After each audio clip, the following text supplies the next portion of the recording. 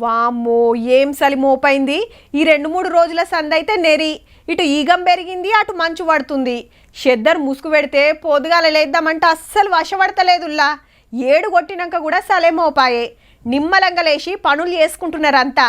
పొద్దుగాల వాకింగ్లు బందు, పొద్దుముక ఎల్లమే ఇంట్లో పడుతున్నారు.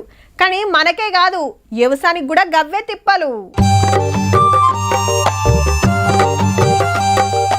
చలి దెబ్బకు నారు కూడా బొంత ముసురుకున్నట్టే అయింది. పచ్చని నారుమల్లు పసుపు రంగైతున్నాయి, మొలక పెరుగుతలేదు. పాత మెదకు, నిజామాబాదు, కరీంనగర్ జిల్లాల షానూర్లలో ఇదే పరిస్థితి.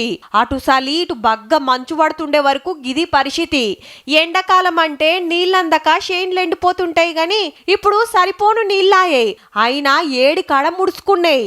గత సంవత్సరం ఈ టైంకు మేము ఈతలు వేసేది ఉండే, వరి నాట్లు పడేది ఉండే. కాకపోతే ఇప్పుడు ఈ చలి తీవ్రత చేయబట్టి నారు ఎదగక మేము చాలా ఇబ్బందులు పడుతున్నాం. ఆడాడ మొత్తం ఎండిపోయినట్టే అవుతుంది.